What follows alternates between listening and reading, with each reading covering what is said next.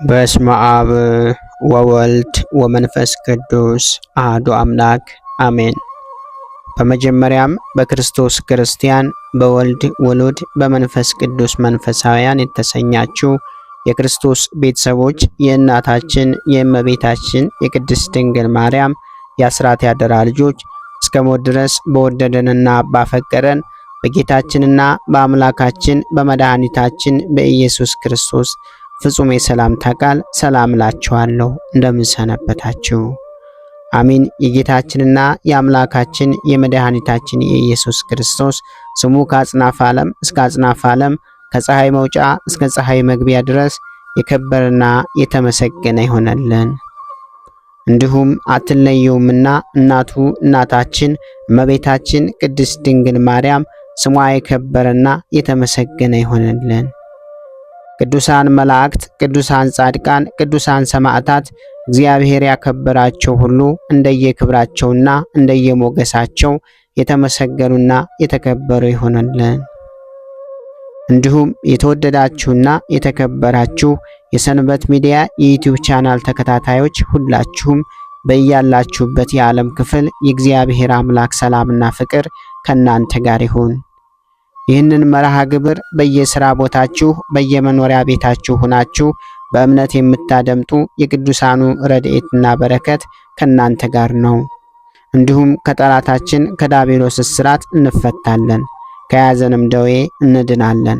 ሁላችሁም የሰንበት ሚዲያ ዩቲዩብ ቻናል ተከታታዮች በሀገር ውስጥም በሀገር ውጭም ያላችሁ ይህንን መንፈሳዊ ቻናል ሁልጊዜ በየዕለቱ ሰብስክራይብ፣ ላይክ፣ ሼር በማድረግ አገልግሎቱን እንድትደግፉና ያላችሁን ሐሳብና አስተያየት በኮመንት ስር እንድታስቀምጡልን እንጠይቃለን። እንዲሁም የየዕለቱን መርሃ ግብሮች ሁልጊዜ በዚህ ቻናል ስለምንለቅ መርሃ ግብሮቹን በቻናላችን በመግባት እንድትከታተሉ ስንል በአክብሮት እንጋብዛለን። በድጋሚ እግዚአብሔር አምላክ ሰላምና ፍቅር ከእናንተ ጋር ይሁን። እንኳን በጥቅምት 9 ቀን ታስበውና ተከብረው ለሚውሉ ለአባ ሌዋሪዮስና የአቡነ አትናቴዎስ የዕረፍታቸው መታሰቢያ በዓል በዲዮቅልጥያኖስ ዘመን የመጀመሪያ የሆነው ሰማዕት የቅዱስ እስጢፋኖስ ዘአንጾኪያ በሰማዕትነት ያረፈበት የዕረፍቱ መታሰቢያ በዓል ሐዋርያው ቅዱስ ቶማስ በህንድ ሀገር ድንቅ ተአምራትን ያደረገበት ዕለት፣ ዳግመኛም ኢትዮጵያዊ ጻድቅ የአቡነ መዝገበ ሥላሴ የዕረፍታቸው መታሰቢያ በዓል በሰላም አደረሳችሁ አደረሰን። ሊቀ ጳጳሳት ቅዱስ ሌዋሪዮስ። በዚች ቀን ቅዱስ አባት የሮሜ አገር ሊቀ ጳጳሳት ሌዋሪዮስ አረፈ። ይህም እውነተኛ ደግ ንጹሕ የሆነ ሰው በታናሽነቱ መንኩሶ የቤተ ክርስቲያንን ትምህርት እየተማረ በቤተ ክርስቲያን ግቢ አደገ። በሮሜ አገርም በሐዋርያት አለቃ በጴጥሮስ ወንበር ላይ ሊቀ ጳጳስ ሊሆን መርጠው ሾሙት። በጎ መንገድንም በመጓዝ እግዚአብሔርን ማገለገለው። ሕዝቡንም አዘውትሮ ያስተምራቸው ነበርና ከእግዚአብሔርም ሕግና ትእዛዝ የተላለፉትን መክሮ ገስጾ ወደ እግዚአብሔር ሕግ መልሳቸው ነበርና። ታናሹ ቆስጠንጢኖስ በሞተ ጊዜ ከሃዲው ኡልያኖስ ነገሰ። እግዚአብሔርም እስካጠፋው ድረስ የክርስቲያንን ወገኖች አሰቃያቸው። ይህም ኡልያኖስ ለቆስጠንጢኖስ የአባቱ እህት ልጅ ነው። መንግስትንም በያዘ ጊዜ የጣዖታትን ቤቶች በመክፈት የክርስቲያን ወገኖችን ሁሉ አሰቃያቸው። ይህ አባት ሌዋሪዮስ ከሮሜ ሀገር ወደ ቂሳሪያ መጣ። ከቅዱስ ባስልዮስም ጋር ተገናኙ። ከታላቅ ስህተቱና ከክህደቱ መክረው ይመልሱት ዘንድ ወደ ንጉሥ ኡልያኖስ ለመሄድ ሁለቱም ተስማሙ። እነርሱ ከታናሽነታቸው ጀምረው እየተማሩ ከእርሱ ጋር በአንድነት ያደጉ ናቸውና። ከዚህም በኋላ ተነስተው ሄዱ። ንጉሥ ኡልያኖስም ወዳለበት ደርሰው ከፊቱ ቆሙ። ከስህተቱም በሚመልሱበት ሊናገሩት ወደው እርሱ ቀድሞ በጌታችን ላይ በመሳለቅ ክብር ይግባውና የጠራቢውን ልጅ ወዴት ተዋችሁት አላቸው። ቅዱስ ባስልዮስም አንተም በሲኦል ይቀብርህ ዘንድ ሳጥን ሊሰራልህ ተው ነው ብሎ መለሰለት። በዚያም ጊዜ በእነርሱ ላይ ተቆጥቶ በወህኒ ቤት እንዲያስሯቸው አዘዘ። በዚያም የቅዱስ መርቆሬዎስን ስዕሉን አግኝተው በፊቱ እያለቀሱ የክርስቶስ ምስክር ሆይ በክብር ባለቤት ጌታችን መድኃኒታችን ኢየሱስ ክርስቶስ ላይ የዚህን ከሃዲ መሳለቁን አትሰማምን ብለው ጸለዩ። ይህንንም ሲጸልዩ ያን ጊዜ አንቀላፋ። አባ ሌዋርዮስም በእንቅልፉ ውስጥ ሳለ ቅዱስ መርቆሬዎስን ሰማይና ምድርን በፈጠረ በሕያው ፈጣሪ ላይ እንድሳለቅ ይህንን ከሃዲ በሕይወት አልተወውም ሲል በሕልሙ አየው። ከእንቅልፉ ነቅቶ ያየውን ለቅዱስ ባስልዮስ ነገረው። በዚያን ጊዜ ስዕሉን ከቦታው አጡት። እርሱ ኡልያኖስ ወዳለበት ሂዷልና በጦሩም ወግቶ ገደለው። ወደ ቦታውም ተመልሶ ተሰቀለ። ከጦሩ አንደበትም ደም ይንጠፈጠፍ ነበር። እኒህ ቅዱሳንም ይህንን ድንቅ ሥራ ባዩ ጊዜ መፈራትና ባለሟልነትን የተሞላ የኢየሱስ ክርስቶስ ምስክር ሆይ ኡልያኖስን ገደልከውን? አሉት። ያን ጊዜም አዎን እንደሚል ስዕሉ ዘንበል አለ።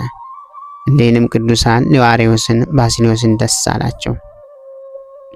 ከዚህ በኋላ ክብር ይግባውና ጌታችንና መድኃኒታችን ኢየሱስ ክርስቶስን የሚያምን ዮማኔዎስ ነገሰ።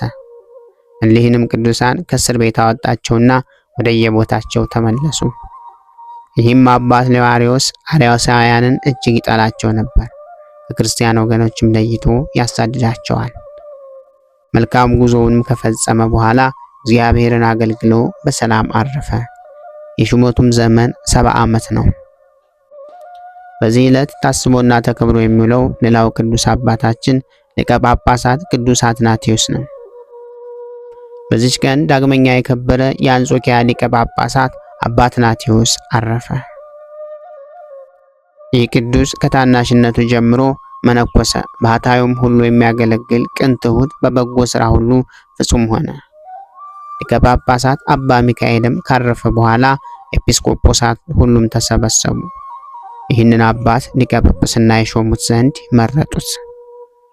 ፈጥኖም እንዲመጣና ከእነርሱ ጋር ይህንን አባት እንዲሾም ወደ ሀገረ ሰልቅ ሊቀ ጳጳስ ወደ አባ እለመፍሬያ ላኩ። እርሱ ግን መምጣትን ዘገየ። እነርሱም 50 ቀኖች ያልጠብቀው አባ አትናቴዎስን ሹመውት ወደ የሀገረ ስብከታቸው ተመለሱ። ከዚያም በኋላ በላኩበት መሰረት ሊቀ ጳጳስ አባ እለመፍሬያ መጣ። ወደ ሰሪያም ድንበር ሀገረ አምድ ደርሶ ከአንድ ጳጳስ ጋር ተገናኘ። ያም ጳጳስ እርሱ ከመምጣት በዘገየ ጊዜ አባ አትናቴዎስም እንደሾሙት ነገረው። በሰማም ጊዜ እጅግ ተቆጣ። እንዲህ አለ፣ በእኛና በእናንተ መካከል ያለውን ሕግ እንዴት ትሽራላችሁን? ይህንንም ብሎ በቁርባንም ቢሆን ወይም በማጠንትም የአባ አትናቴዎስን ስም የሚጠራውን ሁሉ አውግዞ ወደ ሀገሩ ተመለሰ። አባ አትናቴዎስንም ይህንን ነገር በሰማ ጊዜ እጅግ አዘነ። ረዳቱንም ጠርቶ እንዲህ አለው፣ ልቤ ትባርክህ ትመርቅህ ዘንድ ታዘዝልኝ። ሕዝቡ የፈለጉኝ እንደሆነ በዋሻ ሱባኤ ውስጥ ነው በላቸው።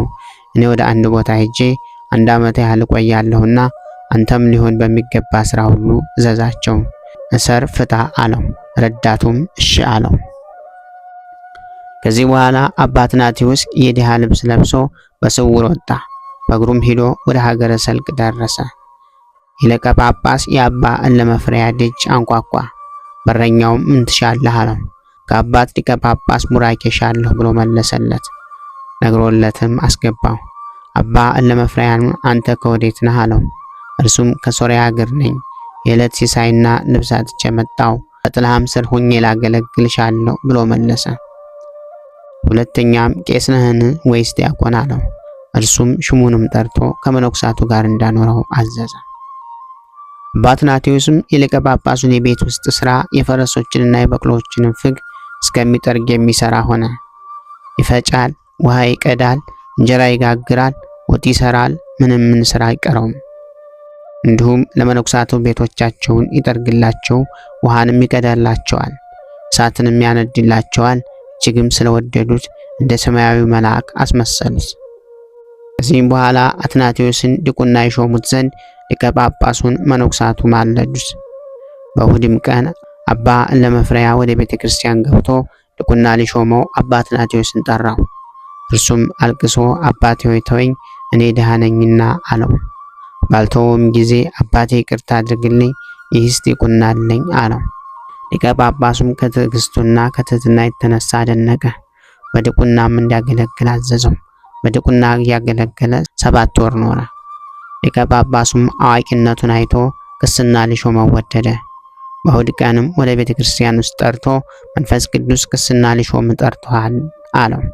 አባ አትናቴዎስም ሰምቶ አለቀሰ፣ እንዲተወውም ማለደው። ባልተወውም ጊዜ አባቴ ይቅር በለኝ እኔ ቄስ ነኝ አለው።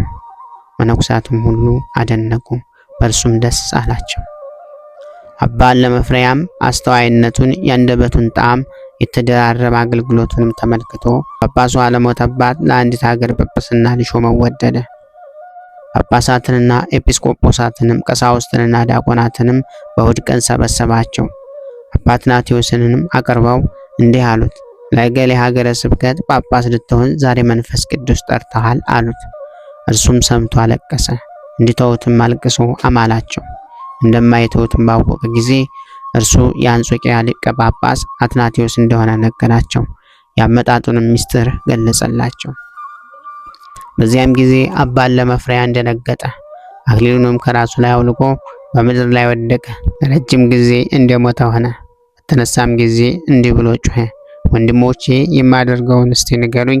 ዛሬ እሳት ከሰማይ ወርዶ እንዳያቃጥለኝ፣ ምድርም አፏን ከፍታ እንዳትውጠኝ እፈራለሁና።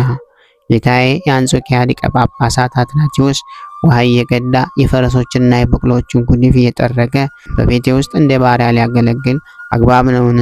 ወዮልኝ ወዮልኝ አለ።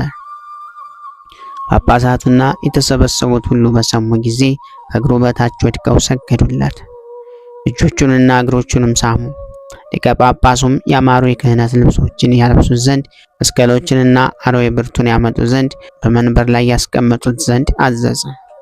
ከዚያም በኋላ ጳጳሳቱ ከመንበሩ ጋር ተሸክመው 3 ጊዜ አኬዮስ አኬዮስ አኬዮስ እያሉ ይህም ይገባዋል ማለት ነው ቤተክርስቲያኑን አዙረው ወደ መቅደስ አስገቡት። ከዚህም በኋላ መቀደሻ ልብስ ለብሶ መስዋዕትን አክብሮ ቀድሶ አቆረባቸው። እነርሱንም ሀገራቸውንም ባረከ። ለዚያችም ሀገር ምንኛ መጠን የሌለው ደስታ ሆነ። በማግስቱም አባ ለመፍሬያ ተነስቶ በቅሎ አስመጣ። ለጉዞ የሚያሻውን ሁሉ አዘጋጀ። አባ አትናቴዎስንም በበቅሎ አስቀምጦ እርሱ በእግሩ ተከተለው። ጳጳሳቱና ኤጲስቆጶሳቱ ሁሉም ከአባ ለመፍሬያ ሀገር አጅበው ወደ አንጾኪያ ሀገር ወሰዱት። አባት አትናቴዎስም አባ ለመፍሬያን አንተም በበቅሎ ላይ ተቀመጥና በአንድነት እንሂድ አለው። አባ ለመፍሬያም ጌታዬ እኔ አይገባኝም፣ አንተ በእግርህ ወደ ሀገሬ እንደመጣ እንዲሁ እኔም በእግሬ ወደ ሀገርህ ደርሳለሁ አለው። የአንጾኪያ ሀገር ጳጳሳትም የሊቀ ጳጳሳት አትናቴዎስን መምጣት በሰሙ ጊዜ ከሕዝቡ ሁሉ ጋር ሊቀበሉት ወጡ። በታላቅም ክብር ተቀብለው ወደ ሹመቱ መንበር አስገቡት። ለአባ ለመፍሬያም ሁለተኛ ወንበር አድርገው በክብር አስቀመጡት። በዚያችም ቀን ፈጽሞ ደስ አላቸው። ተሰናብተውትም ወደ ሀገራቸው በፍቅር አንድነት ተመለሱ። ይህ አባት አትናቴዎስም በጎ አኗኗርን ኖረ። መንጋውንም በትክክል በእውነት ጠበቀ። በጎ ጉዞውንም ፈጽሞ በሰላም አረፈ። በዚህ ዕለት ታስቦና ተከብሮ የሚውለው ሌላው ቅዱስ አባታችን ቅዱስ እስጢፋኖስ ካልዕ ነው። በዚች ቀን በከሃዲው ዲዮቅልጥያኖስ ዘመን በአንጾኪያ ሀገር የሰማዕታት መጀመሪያ ሆኖ ሌላው እስጢፋኖስ በሰማዕትነት አረፈ። ይህም የፋሲለደስ ወንድም ለሆነ የኒቆዲሞስ ልጅ ነው። በወገንም የከበረ ነው። አባቱም ከአንጾኪያ ታላላቆች ወገን ሆኖ በወርቅ፣ በበር፣ በወንድ ባሮች፣ በሴት ባሮች እጅግ የበለጸገ ነው። ክብር ይግባውና ጌታችን መድኃኒታችን ኢየሱስ ክርስቶስም እጅግ ይፈራዋል ይወደዋልም። ለድሆችና ለችግረኞችም አብዝቶ ይመጸውታል። በሰው ሁሉ ዘንድ ተወዳጅ ነው። ይህንንም ቅዱስ እስጢፋኖስን በወለዱት ጊዜ በበጎ ተግሳጽ በምክር አሳደጉት።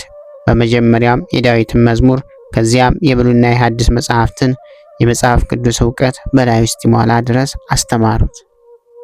ሁለተኛም ሥጋዊ ጥበብ፣ ፈረስ መጋለብን፣ ጦር መወርወርን፣ በፍላጻ መንደፍን በቅዱስ ፋሲለደስ ቤት ሆኖ ከቅዱሳን ፊቅጦርና ገላውዶስ ጋር ተማረ። ለፋሲለደስ የወንድሙ ልጅ ነውና ስለዚህም የፋሲለደስ ልጅ ይባላል። ዘመዶቹም ሁሉ እግዚአብሔርን የሚፈሩ ናቸው። በሕጉ በትእዛዙ በአምልኮቱ ሁሉ የጸኑ ናቸው። ከውስጣቸውም ክብር ይግባውና የጌታችን የመድኃኒታችን የኢየሱስ ክርስቶስ የፍቅር ትኩሳት ልቡን የሚያቀዘቅዝ ወደ ቀኝ ቢሆን ወደ ግራም ፈቀቅ የሚል የለም። ጌታችንም ለእርሱ ያላቸውን የፍቅራቸውን ጽናት ባየ ጊዜ ዓለም ሳይፈጠር ያዘጋጀላቸውን መንግስቱን ሊያወርሳቸው ወደደ። ከዚያም በኋላ የግብፅ ሀገር ወደሆነ የፍየል ጠባቂ በጦርነት ምክንያት ወደ መለመሉት ስሙ አግሪጳዳውን የሚባል ሰው ሰይጣን መጥቶ አደረበት። ወደ አንጾኪያም በደረሰ ጊዜ የመንግስት ፈረሶች ባልደራስ አደረጉት። የአንጾኪያ ንጉስ በሞተ ጊዜ መንበሩ ከንጉስ ተራቆተ።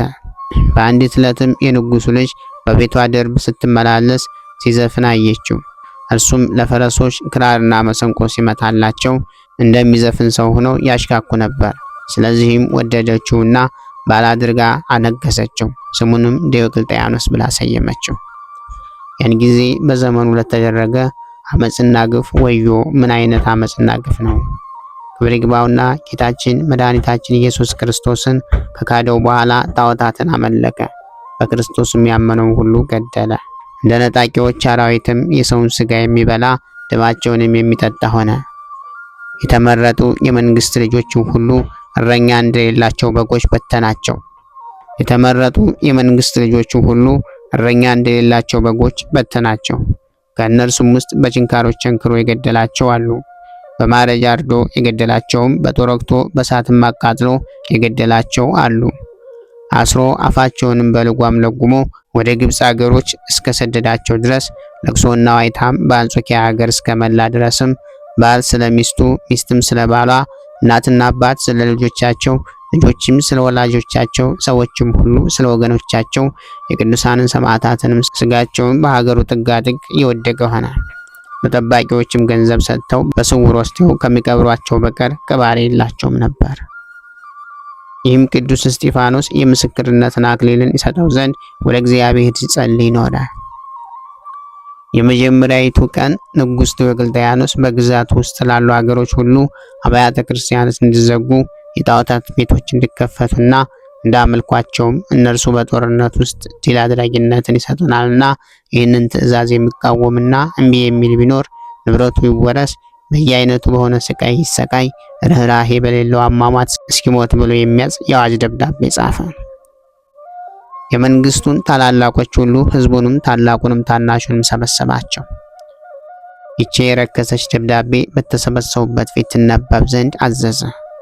ቅዱስ እስጢፋኖስን በሰማ ጊዜ ስለ ቀናች ሃይማኖት በክርስቶስ ፍቅር እሳትነት ልቡ ነደደ። ዲዮቅልጥያኖስንም ተመለከተው፣ እንደ ኢምንትም አደረገው። እንዲህም አለው፣ ንጉሥ ሆይ አጵሎንን ያመልኩ ዘንድ የምታዝ ይቺ የረከሰች ደብዳቤ በመጻፍ የምታሳየው ይህ አመጽ ምንድን ነው? ይህንንም ሁሉ ያጠፋው ዘንድ ክብር ይግባውና ጌታችን መድኃኒታችን ኢየሱስ ክርስቶስ አለ። ይህንንም ብሎ ይችን የረከሰች ጽሑፍ በያዘ ወታደር ላይ ተወርውሮ ነጠቀውና ቀደዳት፣ በጣጥሶውን ጣላት። ንጉሱም ቅዱስ እስጢፋኖስን ይህ የምትሰራው ምንድን ነው? ራስ ጥፋትን አምጥተሃልና አለው። ከዚህም በኋላ ሰይፉን መዞ መታውና ከሁለት ከፈለው። የቅዱስ እስጢፋኖስም ራስ ለረጅም ጊዜ በንጉሱ ፊት ሆና በክርስቲያን ወገኖች ላይ የሚያደርገው ሁሉ ግፍ፣ ዳግመኛም በስተኋላ በንጉሱ ላይ የሚመጣበትን ዓይኖቹ እንደሚታወሩ ምጽዋትንም እንደሚመጸወት ከዚያም በኋላ እንደሚጠፋ ተናገረች። ከዳተኛ ንጉሥ ሄሮድስን የመጥምቁ ቅዱስ ዮሐንስን ራስ እንደዘለፈችው የቅዱስ እስጢፋኖስን ራስ ዲዮቅልጥያኖስን ስትዘልፈው ያዩት ዘንድ ብዙ ሕዝቦች የሚመጡ ሆኑ። ሄሮድስና ዲዮቅልጥያኖስ አንድ ጠባይ ናቸውና በከፋች ስራቸውም አይለያዩም ነበር። ሴቶች ከወለዷቸው የሚመስለው የሌለ የልዑል ነቢይ የሆነ ጻድቅ ሰው ሄሮድስ በገደለው ጊዜ ዝሙቱ እንዳይገለጽ ሽቶ ነበር። ስለዚህም ተልቶ ተበላሽቶ እስኪሞት ሚስቱንም ምድር እስከዋጠቻት ልጇም እስከከበረች ድረስ ጉስቁልና አገኘው። የመጥምቁ ቅዱስ ዮሐንስም ራስም ዝሙቱን ግልጽ አድርጋ ዘለፈችው። ይህም ጎስቋላ ዲዮቅልጥያኖስ የረከሱ የጣዖታትን አምልኮ ሊገልጥ የማይደበቅ ይኸው እግዚአብሔርን አምልኮ ሊደብቅ ወዶ የቅዱስ እስጢፋኖስን ራስ ቆረጠ። የቅዱስ እስጢፋኖስ ራስ ግን ዘለፈችው። አማልክቶቹም የርኩሳን አጋንንት ማደሪያዎች እንደሆኑ አሳፈረችው። በምድር ውስጥ እንዲደፍኗትም አዘዘ። እርሷም በምድር ውስጥ ተደፍና ሳለች ዝም አላለችም። 3 ቀን ያህል አብዝታ እየተናገረች ትዘልፈው ነበር። ሕዝቡም ሁሉ ይሰሟታል። እጅግም አፈረ። ከእርሳስም ሳጥን ውስጥ እንዲጨምሯትና ሳጥኑንም አሽገው ከጥልቅ ባህር ውስጥ እንዲጥሏት አዘዘ። በዚያም ጊዜ የእግዚአብሔር መልአክ ወረደ።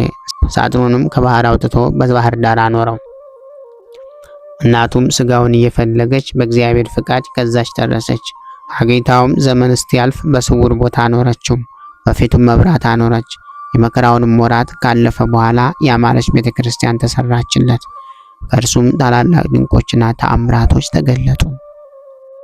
በዚህ ዕለት ታስቦና ተከብሮ የሚውል ሌላው ቅዱስ አባታችን ቅዱስ ቶማስ ሐዋርያ ነው። በዚህ ቀን በህንድ ሀገር ቅዱስ ሐዋርያ ቶማስ ላደረገው ድንቅ ተአምር መታሰቢያ በዓል ሆነ።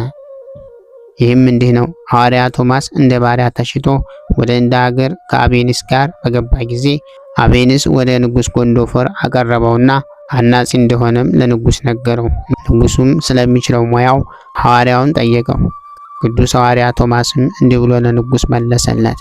እኔ የጥርብ ስራን ሁሉ፣ ቀንበሮችንም፣ ሚዛኖችንም፣ ሰረገላዎችንም፣ መርከቦችንም፣ በግንብ ስራም ቤተ መንግስት እሰራለሁ አለው። ንጉሡም እጅግ ደስ አለው።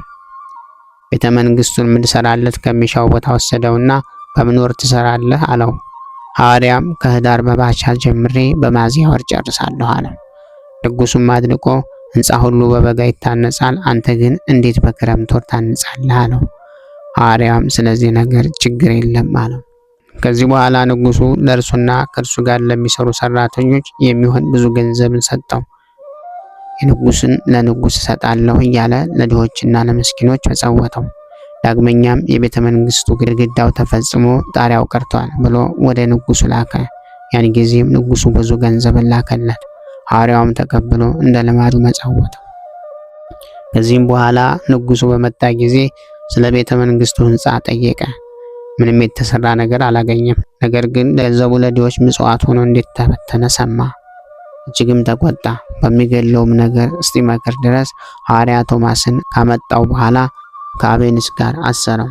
በዚያችም ሌሊት የንጉሥ ወንድም ጋዶን በድንገት ታመመና ሞተ። መላእክትም ነፍሱን ወስደው ተመሳሳይ የሌለው በወርቅና በዕንቁ የተሰራ ቤተ መንግስት አሳዩት። ጋዶንም መላእክት ይህ ቤተ መንግስት የማን ነው አላቸው። መላእክትም ለጋዶን ሐዋርያ ቶማስ ለንጉሥ ጎልዶፎር የሰራለት ነው አሉት። ከዚህ በኋላ ጋዶን ከሙታን ተለይቶ ተነሳ። ያየውንም ሁሉ ለወንድሙ ለንጉሥ ጎልዶፎር ነገረው። በዚያን ጊዜ ወደ እስር ቤት ሮጡ።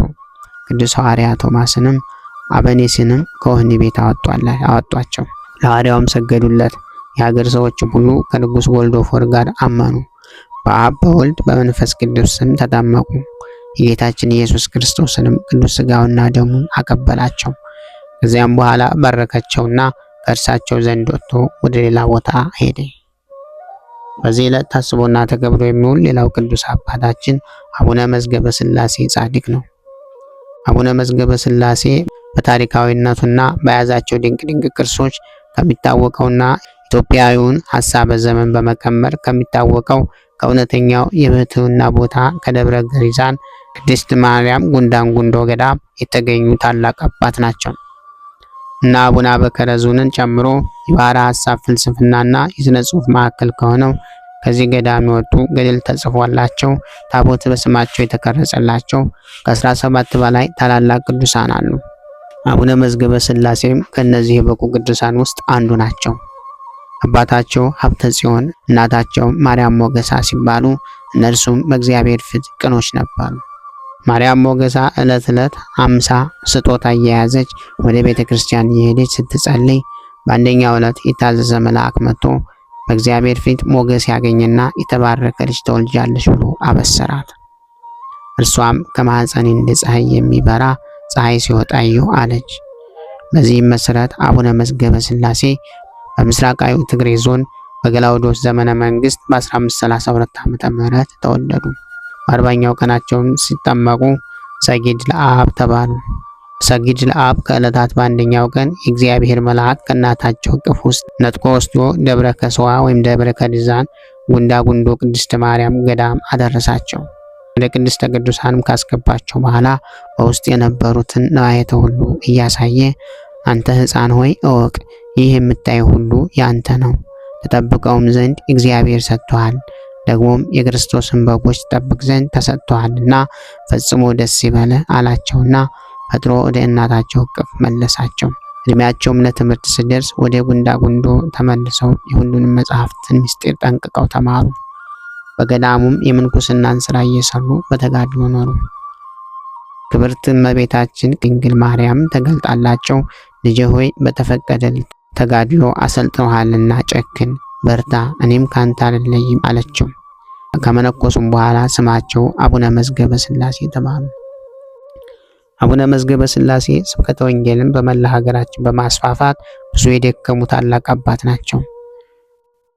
በዚህም ምክንያት የሐዋርያት አምሳል ተብለዋል። የገዳሙ አበምኔት ሲያርፉ መነኮሳቱ በፈቃደ እግዚአብሔር አቡነ መዝገበ ሥላሴን ይዘው በግድ አበምኔትነት ሾሟቸው። እሳቸውም ከተሾሙ በኋላ በመላ ሀገራችን ተዘዋውረው ወንጌልን ሰብከዋል። ብዙ ድውያን ፈውሰዋል፣ ሙታንንም አንስተዋል። በዓታቸውንም በማጽናት በጸሎት ተወስነው የዓይኖቻቸውን ቅንድቦች እስኪላጡ ድረስ ጉንጮቻቸውም እስኪቀሉ ድረስ በጸሎት ይተጉ ነበር። 40 ቀንና 40 ሌሊት ይጾማሉ። ስግደታቸውም በቀንና በሌሊት ያለ እረፍት እንደ መንኮራኩር ፈጣን ሆነ።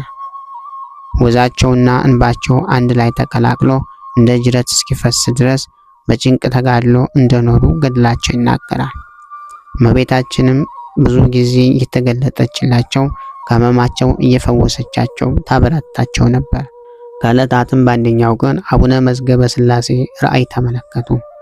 እነሆም ውበታቸው የሚያስገርም፣ መልካቸው የሚያስደንቅ፣ የምስጋና ነጸብራቅ የከበበቻቸው የራሳቸው ፀጉር ነጭ የሆነ 3 ወፎችን ተመለከቱ። አባታችንም አንድ ጊዜ 3 ሌላ ጊዜ ደግሞ 1 ሲሆኑ ተመልክተው ፈጽሞ አደነቁ። እንዲህም እያደነቁ ሳለ እግዚአብሔር በቃሉ ጠርቶ ካነጋገራቸው በኋላ ብዙ ምስጢራትንም ነገራቸው። ለመረጣቸው ቅዱሳን እንዲህም መገለጥ ለእግዚአብሔር ልማዱ ነውና ለአባታችን ለአዳም፣ ለሄኖክ፣ ለኖህ፣ ለአብርሃም በልዩ ልዩ ህብር ተገልጦላቸዋልና።